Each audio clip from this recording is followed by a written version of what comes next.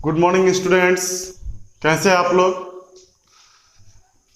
तो welcome again to our YouTube channel Suresh physics Ara, और मेरा नाम सुरेश सिंह। तो हम लोग क्लास 10 का पढ़ रहे थे। चैप्टर का नाम है रिफ्लेक्शन ऑफ लाइट, और इसमें हम मिरर बता रहे थे, मिरर क्या होता है। और मिरर में हमने बताया था, आपको थोड़ा बहुत बता ही चुका था कि मिरर कैसे बनता है, क्या होता है। सरफेस होते हैं दो, एक पेंट किया होता है और एक रिफ्लेक्टिंग सरफेस होता है। स्मूथ होना चाहिए, शीशा का बना होता है तो बढ़िया मिरर होता है। और उसमें टाइप्स ऑफ मिरर में हमने 3 प्रकार के मिरर लिखाए थे। पहला था प्लेन मिरर, दूसरा स्फेरिकल मिरर और तीसरा था पैराबोलिक मिरर। और जो हमारे सिलेबस में हमको पढ़ना है वो था प्लेन मिरर और स्फेरिकल मिरर। पैराबोलिक मिरर हमको नहीं पढ़ना है, फिर भी उसके बारे में जान लेना है। जानना क्या है, पैराबोला क्या आकार का होगा और क्या। और बताए थे कि इन्हीं तीनों मिरर के बारे में और डिटेल में इनको जानना है। तो ठीक है, चलिए स्टार्ट करते हैं। टाइप्स ऑफ मिरर में हमने लिखाया था प्लेन मिरर, स्फेरिकल मिरर और पैराबोलिक मिरर। तो स्टार्टिंग करते हैं पहले प्लेन मिरर से, उसके बाद हम एक एक करके देखेंगे। तो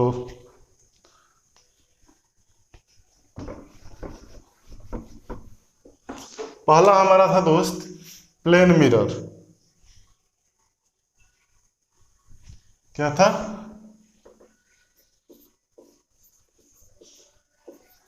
प्लेन मिरर। मिरर क्या बताया गया था? स्मूथ सरफेस, जिसका स्मूथ सरफेस रिफ्लेक्टिंग हो और एक तरफ से कोटेड किया गया हो, सिल्वर से कोट किया होगा और बेहतर होगा। तो ये आपको बताया था।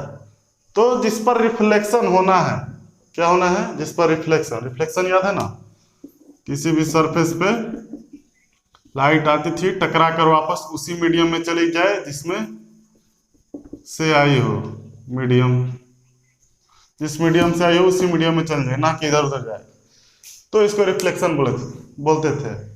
ओके, तो हमारा प्लेन मिरर है। प्लेन मिरर बोलते हैं दोस्त उसको जिसका रिफ्लेक्टिंग सरफेस, जिस पर रिफ्लेक्शन होना है वो बस प्लेन होना चाहिए। क्या होना चाहिए? प्लेन।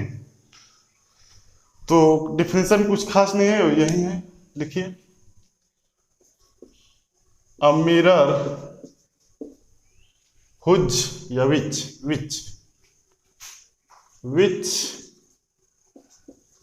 reflecting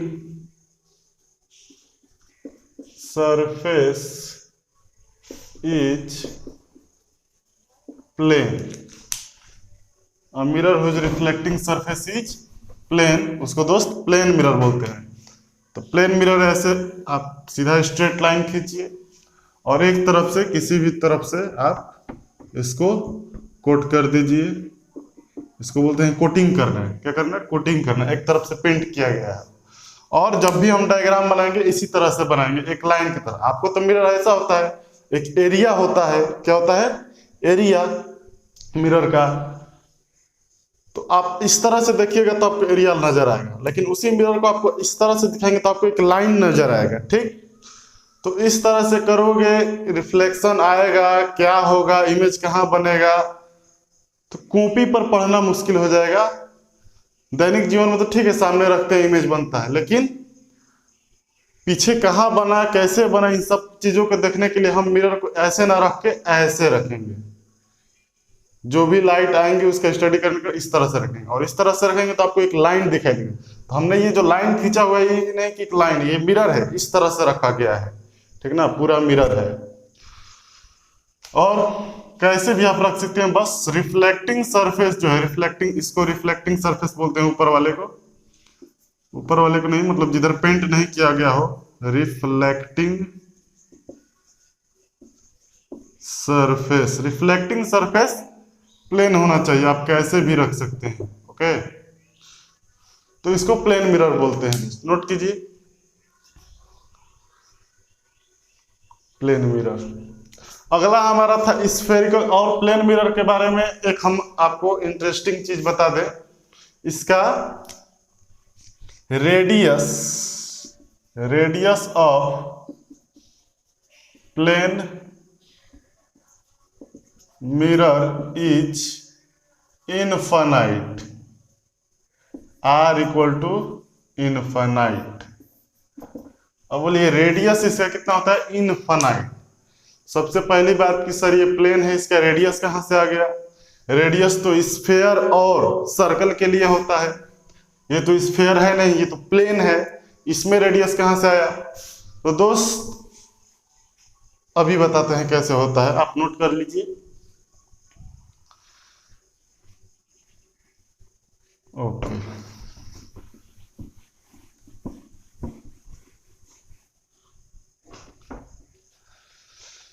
तो मान लीजिए आपको हम बताते जाए, आप ध्यान से एकदम बढ़िया से समझिएगा, स्टेप इधर उधर थोड़ा भी स्किप मत कीजिएगा।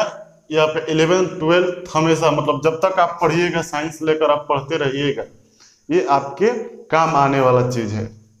तो मान लीजिए हमारे पास कोई इस तरह का स्फीयर हो जिसका रेडियस आर, ओके। एक और स्फीयर हो जो थोड़ा बड़ा हो इससे, ओके, और इसका भी रेडियस, इसका R1 और इसका R2। अब आपसे पूछा जाए कि दोनों में से किसका रेडियस बड़ा है, तो ऑब्वियसली आप यही बोलेंगे कि इसका रेडियस बड़ा है भी। तो R1 is less than R2, मतलब R2 ग्रेटर है, R2 बड़ा है, ओके। अब हम लोग क्या करते हैं, हम लोग इसी स्फीयर में से काट कर, इसी स्फीयर में से काट कर मिरर बनाते हैं। क्या बनाते हैं? मिरर बनाते। इसमें से काट दिए तो इसका मिरर निकलेगा इस तरह का, पेंट कर दीजिए एक तरफ। इसमें से काटिए तो इसका मिरर निकलेगा कुछ इस तरह का, इसमें से काट दीजिए, इस तरह से मिरर निकलता है हमारा स्फीयर टाइप का। स्फीयर से काट कर निकालते हैं तो स्फेरिकल हो गया। अब हम क्या करेंगे दोस्त, रेडियस को बढ़ाते जाएंगे। क्या करेंगे? बढ़ाते जाएंगे। देखिएगा रेडियस को क्या करना है, अभी बढ़ाना है।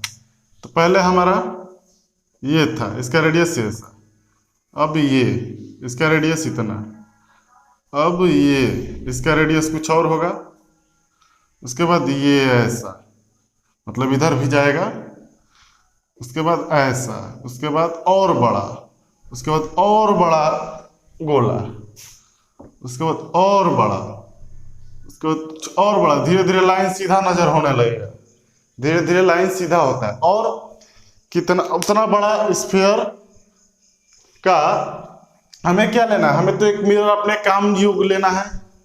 हम क्या करेंगे, इतना बड़ा स्फीयर ले लेंगे जिसका लगभग प्लेन हो। तो लगभग प्लेन हो तो हमने इतना बड़ा स्फीयर ले लिया। अब इसमें से हमको मिरर निकालना है। क्या करना है? मिरर निकालना है, मिरर को कट करना है, ओके। करेंगे। मान लीजिए इस, अब आपसे कोई पूछेगा कि ये जो लाइन है, ये जो लाइन है, ये लाइन कर्व है कि प्लेन है? ये लाइन कर्व है कि प्लेन है? तो सीधा सा आंसर है कि ये लाइन कर्व है, थोड़ा टेढ़ा हुआ। कर्व का मीनिंग क्या होता है? कर्व का मीनिंग होता है, जब भी आप ग्राफ पढ़िए, ग्राफ तो कर्व मतलब कुछ भी, स्ट्रेट भी होता है, टेढ़ा भी होता है, ओके। मतलब आप कुछ भी खींच दिए उसको कर्व बोला जाएगा। स्ट्रेट हो तो स्ट्रेट कर्व, और बेंट है, मुड़ा हुआ है तो कर्व, टेढ़ा कर्व तो कर्व है ये। आप बोलिएगा ये टेढ़ा है। अब हम क्या करेंगे, इसको काटेंगे। इसमें से ऊपर से इतना काट दिए, नीचे से ऊपर से भी। अब आपसे पूछे तो आप क्या बोलिएगा, ये लाइन टेढ़ा है या स्ट्रेट है? तो बोलिएगा कि सर ये अभी भी वक्र है। अब अभी भी, अब अभी भी, अब थोड़ा थोड़ा लग रहा है, बट अब तो सर स्ट्रेट लग रहा है। लीजिए और आपका भ्रम दूर कर दिए। अब बोलिए ये क्या है? अब ये स्ट्रेट लाइन है, दिखाई दे रहा है, स्ट्रेट लाइन है या कर्व लाइन? तो आप बोलिएगा सर ये अभी स्ट्रेट लाइन बन चुका है, लेकिन आप हमारे साथ थे, आप जानते हैं कि ये लाइन कहां से आया है, ये मिरर कहां से बना है? क्या यह मिरर प्लेन प्लेट से बना है? तो नहीं, आप हमारे साथ हैं, ये स्फेरिकल प्लेट से बना है। किस प्लेट से? स्फेरिकल से, गोला से बना हुआ है। तो अब बताइए, ये प्लेन है, इसका रेडियस कितना होगा? या फिर स्फेयर है तो इसका रेडियस कितना होगा? तो जब बहुत बड़े स्फेयर से जिसका रेडियस कितना हो? इनफाइनाइट। मान लीजिए सीधा रेखा है, सीधा, ये इधर कहां जाके ऐसे मुड़ गई तो सीधा है, तो इसको मान लिया जाता है कि इसका रेडियस जो है इनफाइनाइट। अब इसको प्लेन है, आप कोई आगे कहेगा प्लेन है तो आप कहेंगे नहीं नहीं ये कर्व है, देखिए इसको हम कर्व बना दे रहे हैं, ये कर्व है। कोई आगे कर्व बोलता तो आप करते देखिए ये स्ट्रेट है। तो जब बहुत बड़े स्फेयर का छोटा सा पार्ट लिया जाए तो वो आपको प्लेन दिखाई देता है। क्या दिखाई देता है? प्लेन। और उसका रेडियस माना जाता है दोस्त इनफाइनाइट। क्या माना जाता है? Infinite radius. इनफाइनाइट रेडियस होगा कि नहीं होगा, क्या होगा, ऐसे ही कंसेप्ट दे रहे हैं, इसको हम प्रूफ करेंगे। कब प्रूफ करेंगे? जब आपको मिरर फार्मूला देंगे, 1/f = 1/v + 1/u, ये आपका मिरर फार्मूला है, दर्पण सूत्र। जब इस फार्मूला को आपको सामने लाएंगे तब आपको बताएंगे कि r इनफाइनाइट होता है कि नहीं। आप प्लेन मिरर में क्या होता है, जितनी दूरी पर हम खड़ा होते हैं मिरर से, उतना ही दूरी पर लगता है कि अंदर बना हुआ है इमेज। क्या होता है? जितनी दूरी पर खड़ा होते हैं उतनी ही दूरी पर अंदर इमेज बनता है। तो जितना दूरी खड़ा है उतना दूरी पर बनेगा, ये हम बात जानते हैं। इस बात को हम प्रूफ कर देंगे, ये r बराबर इनफाइनाइट मान के, इसमें r से f निकालेंगे, सब बताएंगे कैसे आता है, और इस इनफाइनाइट को रख के हम निकाल लेंगे कि u जो है v के बराबर होता है। u किसको बोलते हैं? तो ऑब्जेक्ट के डिस्टेंस को पोल से मापा जाता है, और v किसको? तो इमेज के डिस्टेंस को भी बोला जाता है, जो कि वो भी पोल से मापा जाता है। सभी पोल से मापा, सब कुछ डिटेल में आपको, इन डिटेल आपको बताया जाएगा, कोई दिक्कत नहीं आनी है। फिलहाल इतना जानिए कि प्लेन मिरर उसको बोलते हैं, a mirror which reflecting surface is plane is called plane mirror.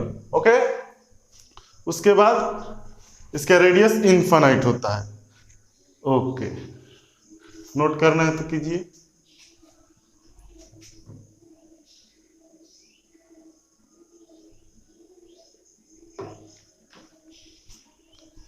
चलिए, अगला हमारा है दोस्त स्फेरिकल मिरर। क्या है? Spherical mirror.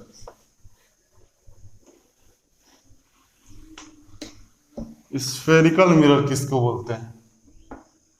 जाहिर सा बात है, स्फेरिकल मिरर नाम है तो कुछ स्फेयर से ही आया होगा।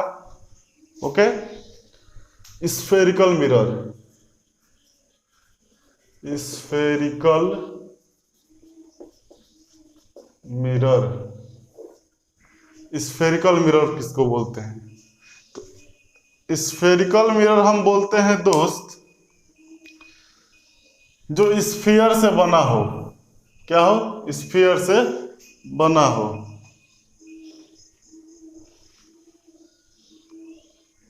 Sorry,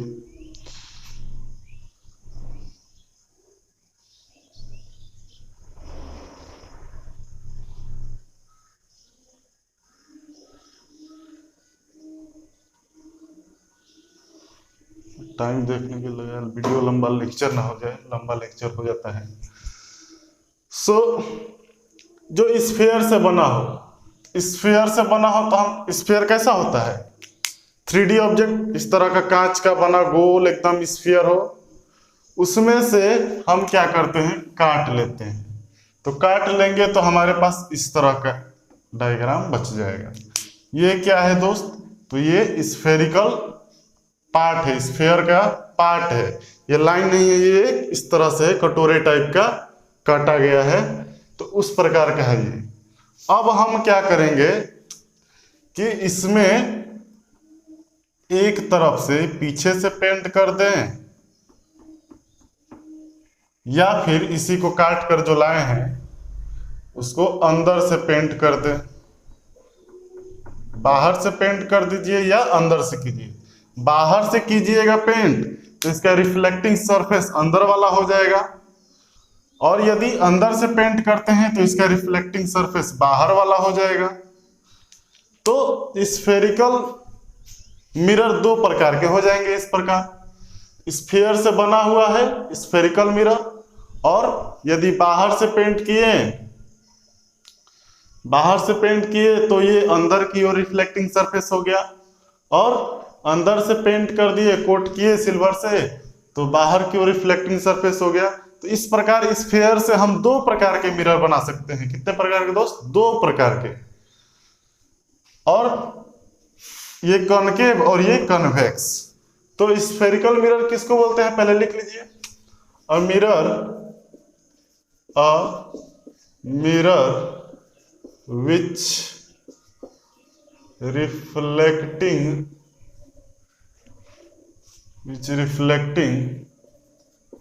surface is spherical। इसका जो रिफ्लेक्टिंग सरफेस हो स्फेरिकल होगा। क्या होगा, स्फेरिकल होगा। उसको हम लोग बोलेंगे spherical mirror. A mirror which reflecting surface is spherical. आप लिख सकते हैं लास्ट में, इज कॉल्ड स्फेरिकल मिरर। ठीक है, इसी को बोलते हैं स्फेरिकल मिरर, जिसका रिफ्लेक्टिंग सरफेस स्फेरिकल हो। ओके ओके, अगला है, अगला नहीं, इसी में दो प्रकार के होते हैं। There are two types of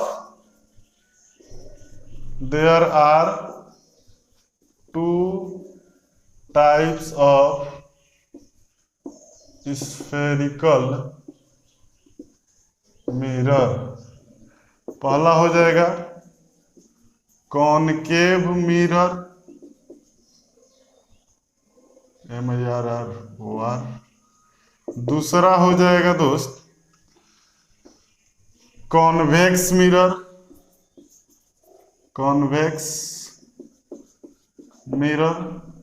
पहला क्या हो जाएगा, कॉनकेव मिरर, और दूसरा कॉन्वेक्स। कहाँ रखे थे,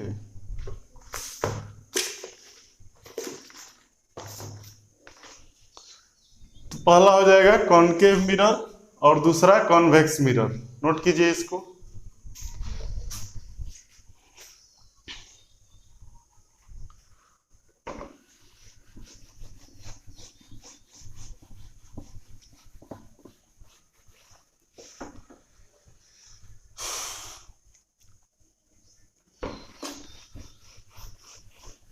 कॉनकेव मिरर किसको बोलते हैं दोस्त,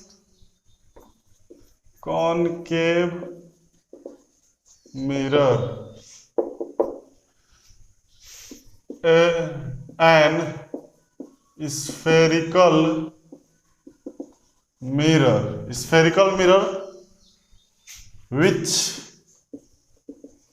which reflecting surface is concave। Reflecting surface is concave मतलब धंसा हुआ। हमने दो प्रकार के निकाला हुआ था। यदि बाहर की ओर पेंट कर दे, क्या कर दे, बाहर की ओर सिल्वर से कोटिंग कर दिया जाए, तो इसका रिफ्लेक्टिंग सरफेस अंदर की ओर हो जाएगा, जो कि धंसा हुआ है। क्या हो, अंदर की ओर धंसा हुआ है। तो ऐसे स्फेरिकल मिरर को बोलते हैं कॉनकेव मिरर। क्या बोलते हैं दोस्त?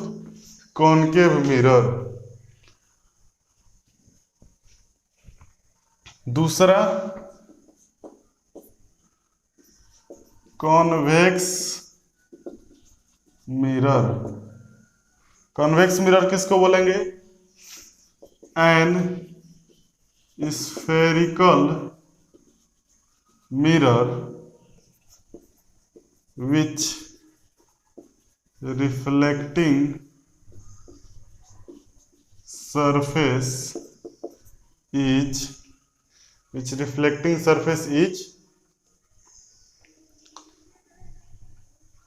convex। कॉन्वेक्स मतलब उठा हुआ होगा, मतलब इसी में काट के जो लाए हैं इसको अभी अंदर से कोट करना है, अंदर से कोट करना है। अंदर से कोटिंग हो गया तो बाहर की ओर रिफ्लेक्टिंग सरफेस हो गया। क्या हो गया?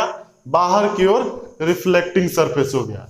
तो ऐसे मिरर को, ऐसे स्फेरिकल मिरर को हम लोग बोलते हैं कॉन्वेक्स मिरर। क्या बोलते हैं?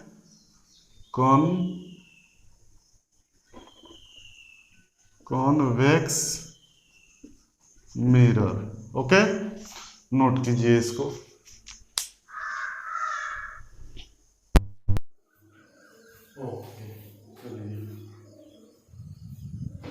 तो ये हमारा कॉनकेव मिरर और कॉन्वेक्स मिरर हो गया।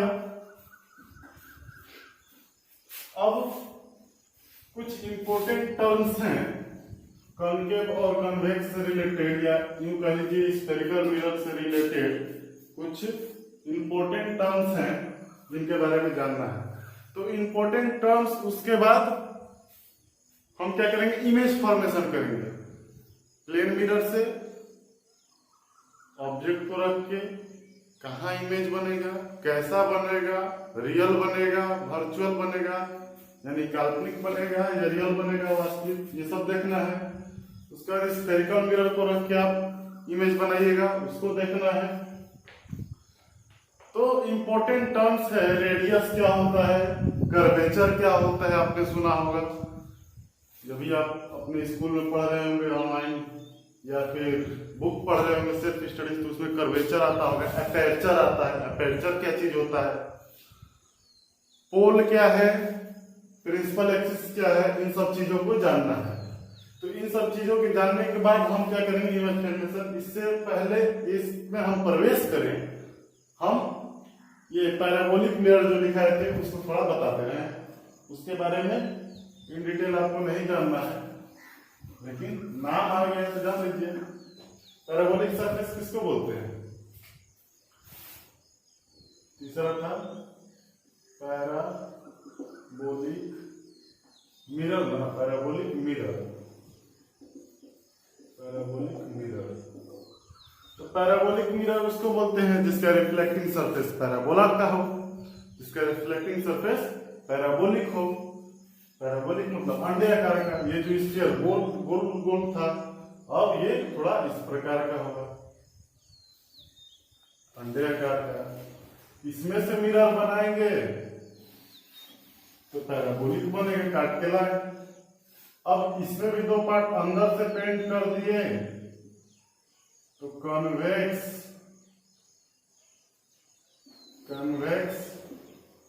Parabolic mirror. और इसी मिरर को बाहर से पेंट कर दिए तो कॉनकेव हो गया, concave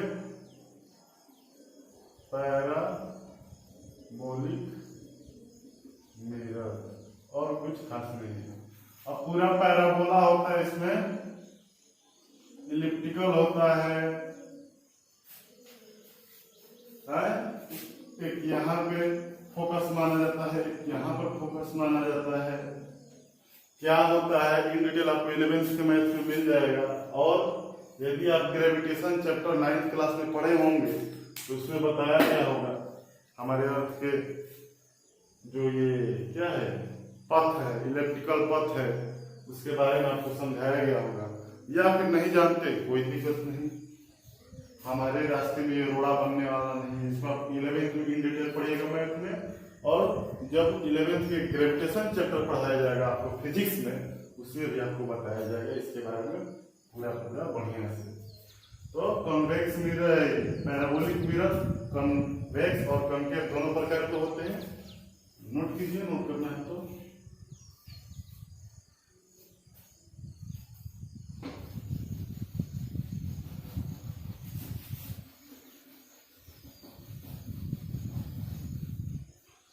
so important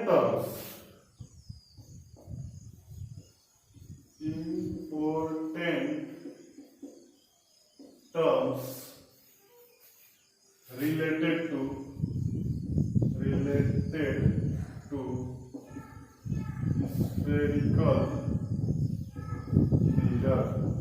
spherical mirror से संबंधित इंपॉर्टेंट टर्म क्या?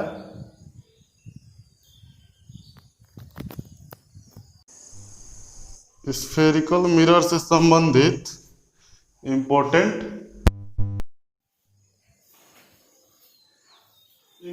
टर्म में हमारा पहला टर्म आपका आएगा कर्वेचर। क्या आता है?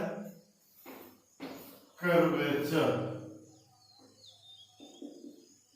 CURVATURE। कर्वेचर किसको बोलते हैं? तो कर्वेचर दोस्त उसको बोलते हैं जिसको हम मिरर मानते हैं। जैसे ये मिरर है, ठीक है, क्या है? मिरर है, ये मिरर है। तो आपने एक स्फीयर के पार्ट से इसको बनाया है। क्या बनाया है? एक स्फीयर के पार्ट से बनाया है, और इस छोटे से पार्ट को जो स्फीयर से कट किया है इसी को बोलते हैं कर्वेचर। क्या बोलते हैं दोस्त? कर्वेचर। ठीक,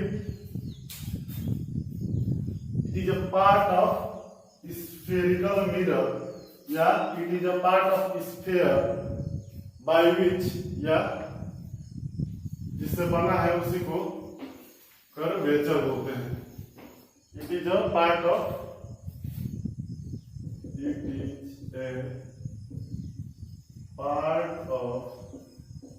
स्फीयर जिससे बना है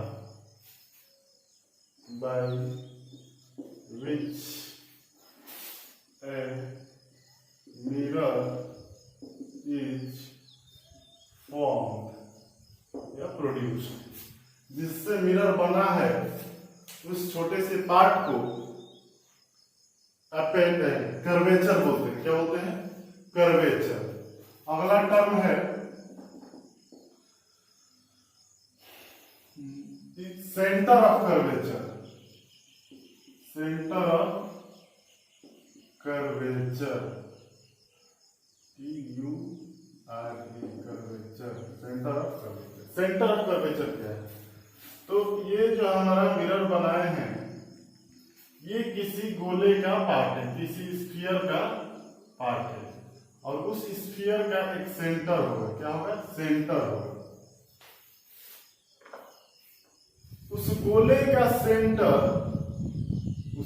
का सेंटर जिस गोले से ये मिरर बना हुआ है उसी को बोलते हैं centre of curvature.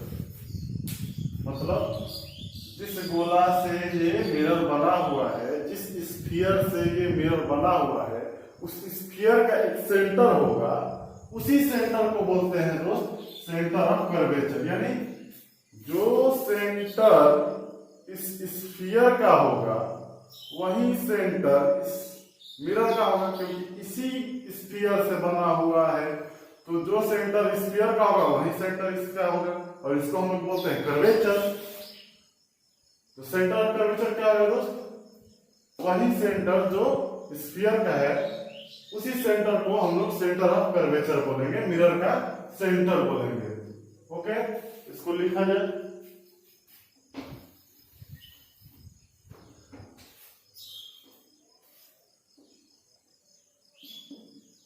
The center of sphere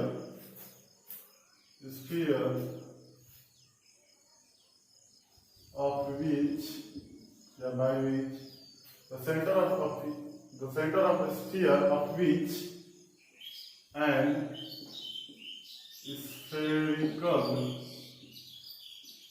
mirror is made is called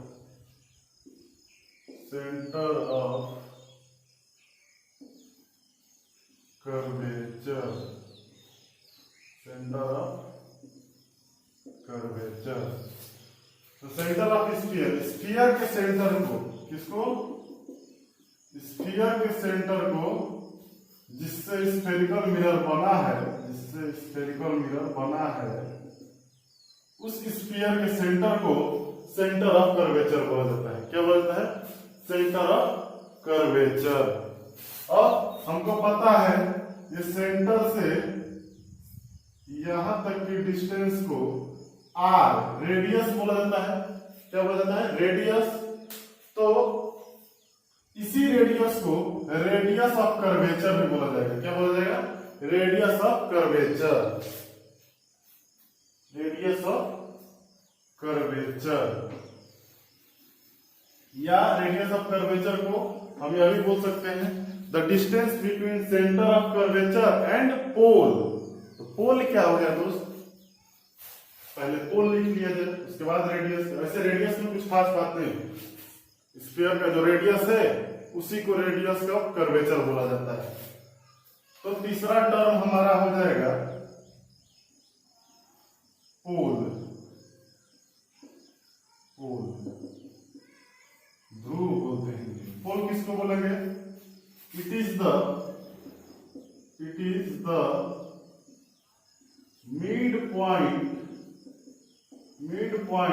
of curvature. It is the mid point of curvature. क्या होता है? कर्वेचर का मिड पॉइंट होता है, ठीक, मिड पॉइंट। इमेज के थ्रू आप इसको नोट कीजिए।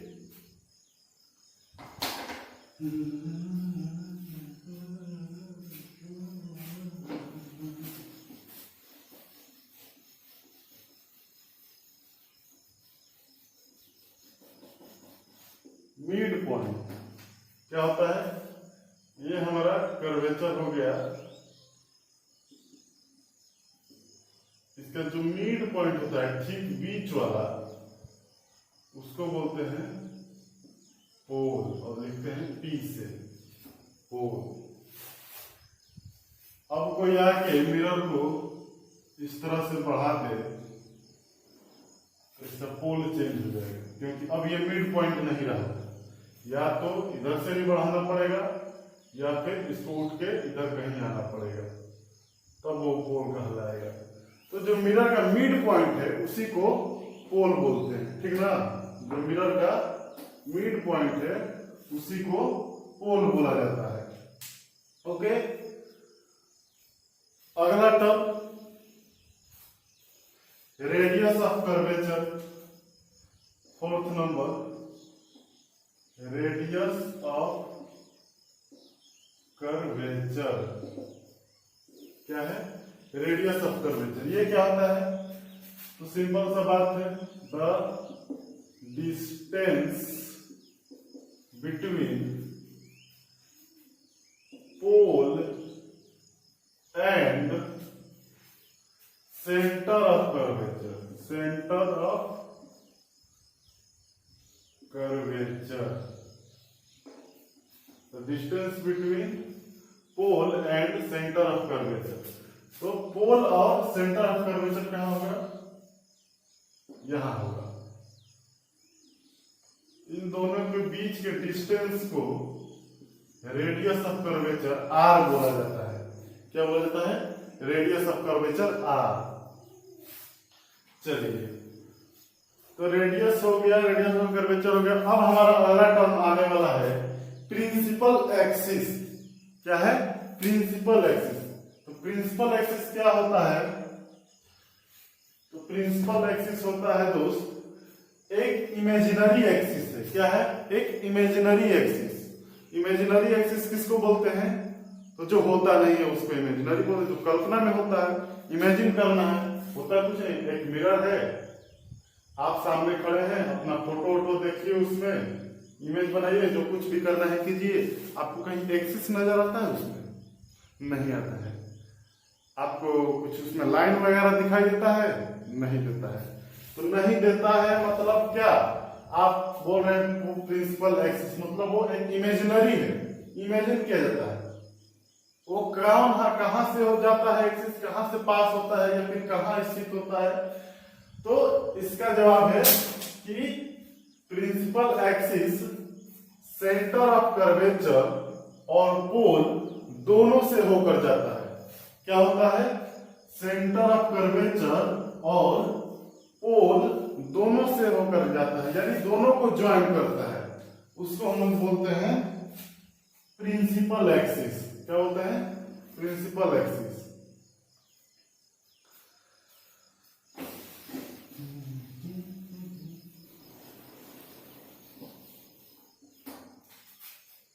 पांचवा है हमारा principal axis.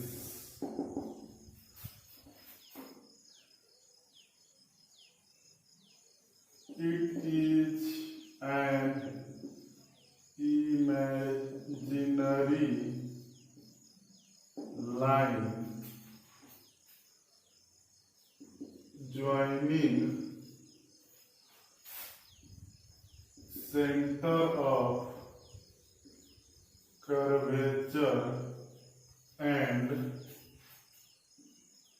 pole of curvature.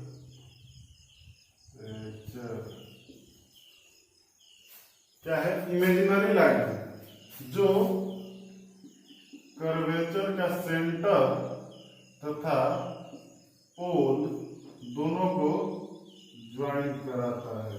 इस तरह से जाता है, ठीक ना।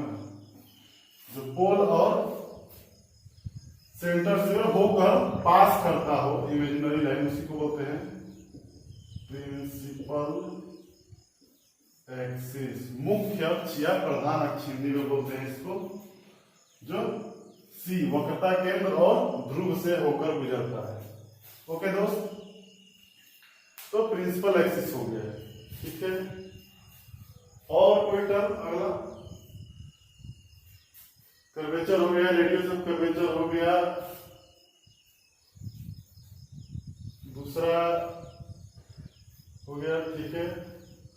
इसके बाद एक अपर्चर बचा है और एक फोकस ऑफ अपर्चर। फोकस क्या होता है? तो फोकस आपको हम बता दें, यही बीच में होता है, सी और एफ के बीच में फोकस होता है। क्या होता है? सी और एफ के ठीक बीच में माना जाता है, होता है। लेकिन ठीक मिड पॉइंट पे सी और पी के ठीक बीच में होता है, इसकी कोई गारंटी नहीं है, मतलब नहीं होता है। ये ठीक बीच में तभी होगा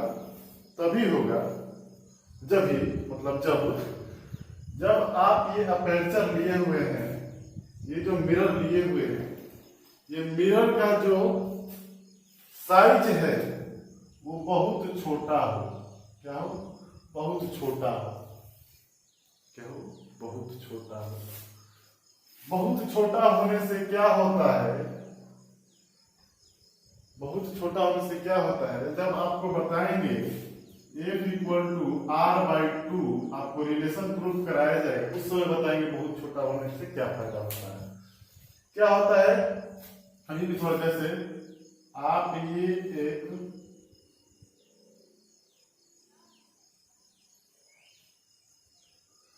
आप क्या लीजिए, आप एक लीजिए राइट ट्रायंगल।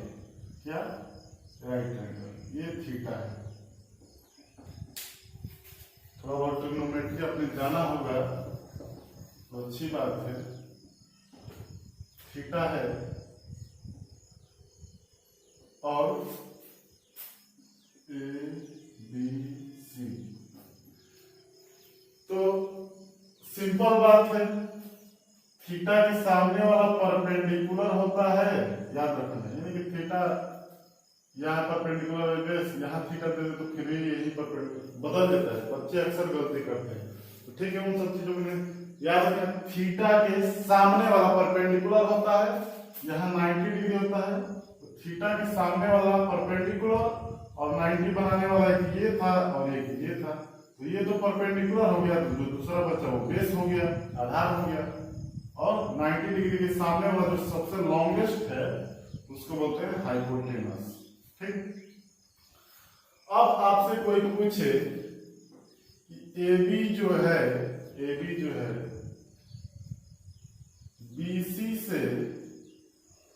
BC से बड़ा है या छोटा? वेरी सिंपल, हाइपोटेनस सबसे बड़ा होता है, AB जो है BC से बड़ा होगा। ओके। यदि इसी में हम क्या करें, एंगल को थोड़ा और कम कर दें,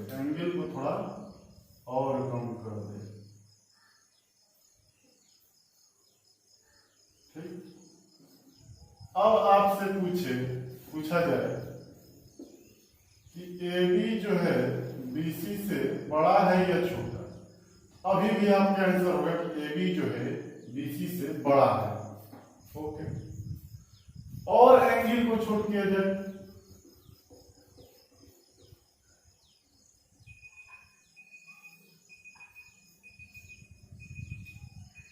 अब आपसे कोई पूछे कि AB और BC में कौन बड़ा है? अब थोड़ा आप सोच में पड़िएगा। AB और BC दोनों लगभग लग रहे हैं, और नहीं लग रहे हैं तो हम लगा देंगे। ठीक। ये हो गया BC और ये हो गया AC। अब बताइए कौन बड़ा है कौन छोटा है?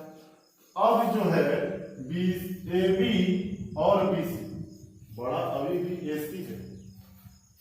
ये यहाँ पे 90 AC बोल रहे हैं, BC है, AB सॉरी, ये यहाँ पे 90 होगा तो AB अभी भी BC से बड़ा होगा।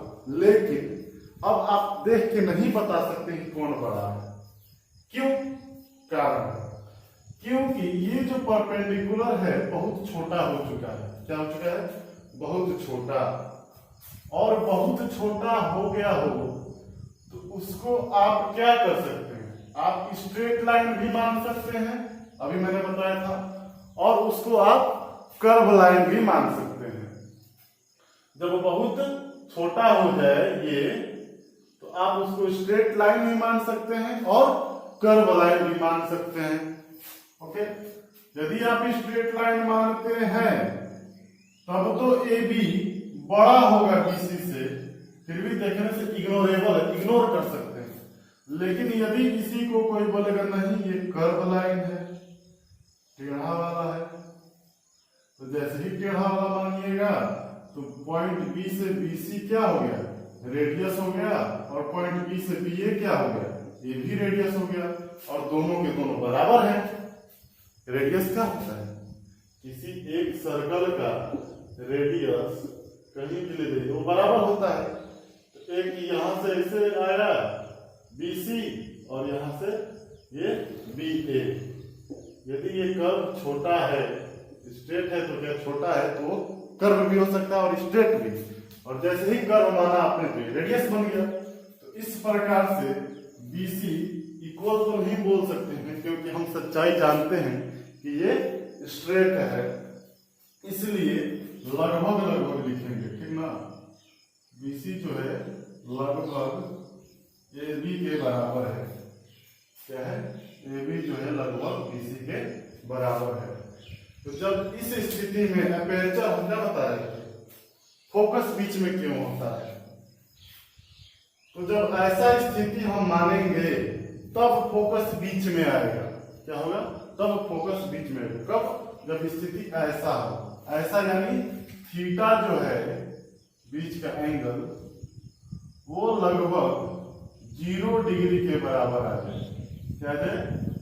लगभग 0 डिग्री के बराबर आ जाए, तब हम कह सकते हैं कि AB BC के बराबर है। और जब इस स्थिति में आप आ जाइएगा, आप बोलिएगा एक जो है C और P के ठीक बीच में होगा। यदि आपका अपर्चर बड़ा ले लेते हैं तो एक जो है C और P के बीच में, ठीक बीच मिड पॉइंट पे नहीं होगा।